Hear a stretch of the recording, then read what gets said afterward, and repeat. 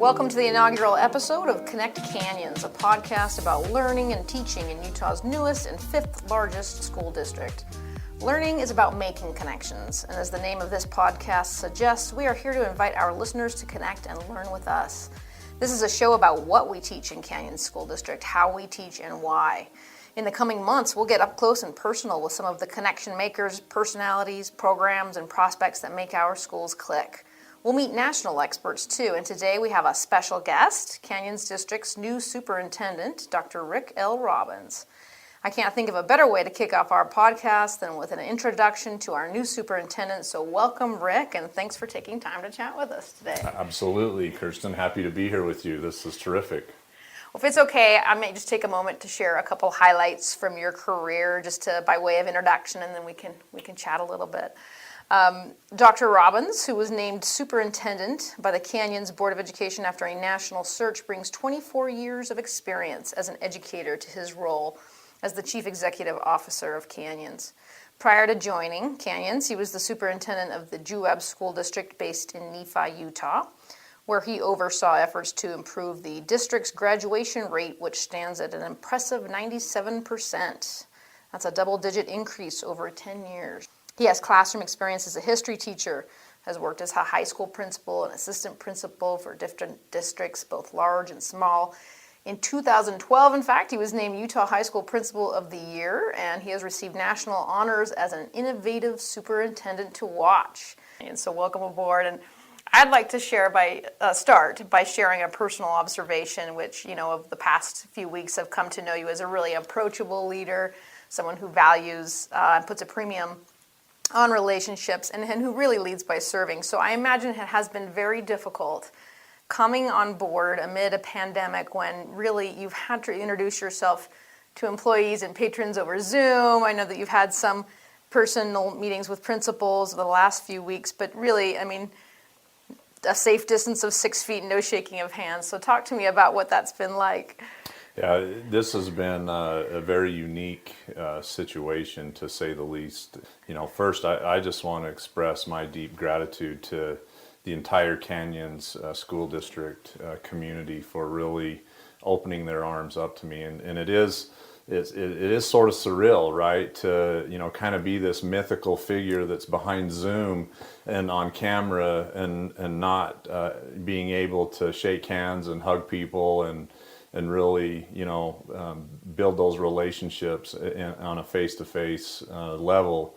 But I look forward to that, and I know those days are coming. I'm so blessed to be here, and I really feel like I'm very fortunate to leave a great school district in Nephi and Juab School District, and I feel like I'm coming to the best school district in Utah, in the western United States, and one of the best districts and lighthouse districts in the country. So it's an honor to be here. So as you have gotten around and you've gotten to know Canyons a little bit better, maybe speak a little bit about what interests you in Canyons. You've referred to it as a lighthouse district, and then maybe talk about some of your first impressions. Well, I think for me, one of the things that was very attractive is that Canyons School District, much like Juab School District, has innovation as one of its tenets, and that's something that I think in the day and age that we live in, it really is a time to rethink education and what teaching and learning might look like.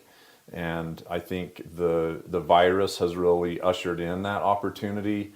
For good or for bad, it's forced us as a nation and as a state and as a community to really think about our priorities and what matters most. And so for me, recognizing Canyons as a leader and as an innovative district and really looking forward, that very much attracted me. And then I think, right there near the top is just the people and the relationships that exist in Canyons. I had always been aware that, Canyons really considered itself a family. And I think the opportunity for me to be part of a district that's so new and really developing that culture and those family ties and those bonds, was very attractive and something that speaks to my own personal values and beliefs. And so for that, in that respect, it's just been a great fit, and I felt very at peace from day one coming here. So talk about maybe some of the ideas in education that are kind of bubbling up right now that you find really exciting. Well, I think the idea of personalized learning is something that's really emerging that is taking on new meaning, right? And in recent months, prior to COVID, I think we all kind of had this idea that personalized learning was something that was, really only centered around technology. But what we've come to find out is that through this whole COVID situation is that our students, and including our own children, including us, we all have different needs at different times, and that the idea that one size fits all really for an education system does not meet the needs of our students and our families. And so it's really brought to light what personalized learning can be and mean, which I think is just absolutely exciting. And the fact that this is our time to kind of re-envision and reimagine what that can look like is very appealing. So let's talk about returning to school in the fall. Schools have some pretty big rocks to move in terms of preparing, right, to keep children and employees healthy and safe while continuing, quality instruction. What have the planning efforts been like? Kind of what have they entailed? Maybe what are some of the guiding principles that are sort of you have as sort of your light post as you make these decisions? Yeah. So first, I just want to recognize too, the impact of the situation and the seriousness, because I know that there are a lot of families out there that have been directly impacted by COVID, and I first want to just express, my empathy for them and just my feelings for them, because without saying that, and recognizing that, I don't think we can take the next step forward. So, thinking about that, we are going to open school. Our students desperately need to reconnect, not just for the academic part of it, but maybe more importantly, the mental health side of this. And as human beings, and especially children, we know that's foundational to their growth. And so it's important that we get back to school in the fall. For me, and the way that I'm approaching this and really envisioning this for Canyon School District is kind of in three different ways. And really it starts with restoring school, and that means a lot of different things, right? That means building relationships, restoring our mental health, our physical health, our academic well-being and standing with our students, but trying to return and restore students to that, something that's normal in their lives. And then secondly, it's kind of that reimagined piece, right? It's kind of thinking new about what can be, and it's offering opportunities and options to our students and our parents as they think about their own situation, and at the same time really ensuring that everybody returns safely, right? So putting those provisions in place that our students and our families, our teachers, our staff can all return with peace of mind that they'll be safe, but at the same time understanding that we're going to deliver teaching and learning and this educational experience and experiment a little bit different, that it might not look like it always has. We're looking at this in the fall as an opportunity to maybe do things, a little bit different, and I think that's fantastic. And then finally, really renewing all of those goals and dreams and visions that our kids have for the future. And I think, that's something that we're all holding on to, and we know as Americans that is so critical for our success, is that individuals have, that opportunity to really chase after their dreams and their goals. So, I'm excited for the future. It's going to be a challenge. There's no question about it. There are no guarantees. I wish I could offer everyone a guarantee that this is exactly how it will go. Unfortunately, with COVID, we know that that's not how this works, and that the situation is very fluid. But one thing that I tell everybody is that we and I say we as a community and as a school district have to be comfortable with the uncomfortable. And that's not easy, but let's take it as an opportunity and go forward. Yeah, I love that. Restore, reimagine, and renew, right? I mean, a renewal of the promise of education, really. I mean, that's... Yes, absolutely.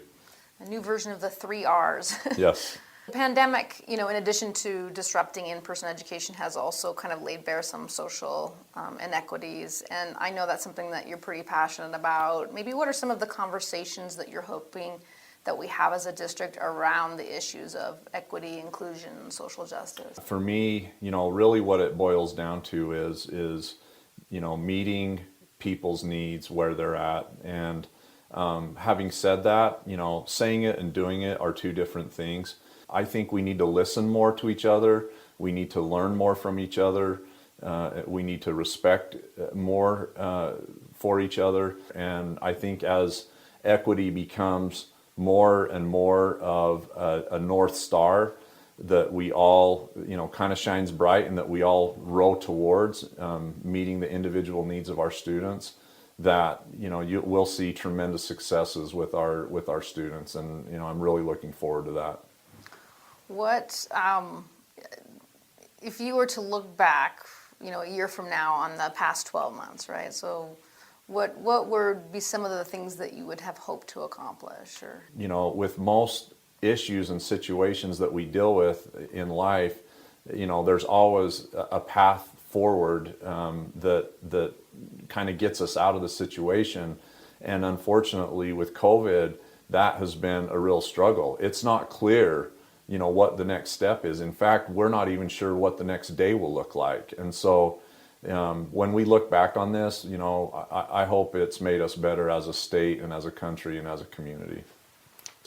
It shouldn't be a political partisan issue, right? I mean, it's still, our children are the one place as a community, as a state, as a country that we all agree, that is our most cherished, prized asset that we have is our children. And I don't think anyone would disagree with me on that. And so the passion and the energy and the support that we pour in to Canyon School District and our education system as a state, is worth it. That investment is the future. And, we owe it to our kids to do that. And I know we will. And, I'm proud to be part of that. Well, we're glad to have you here. And honestly, thank you so much for taking time out of your very busy schedule to talk a little bit about, your expectations and your hopes for the coming year. And thank you. Yeah, looking forward to the next 12 months and beyond. Thank you very much for having me. Join us again for the next episode of Connect Canyons, a podcast sponsored by Utah's Canyons School District. If you have any comments for us, questions, or ideas for topics you'd like us to explore, email us at communications@canyonsdistrict.org. You can also follow us on Twitter @CanyonsDistrict and @KStewartUtah. Today's show was edited by Amy Nielsen and Stephanie Christensen. We had engineering help from Grant Taylor and have benefited from the web design expertise of Carson Fairborn. If you like this episode, please be sure to share it with a friend. I'm Kirsten Stewart, and this is Canyon School District.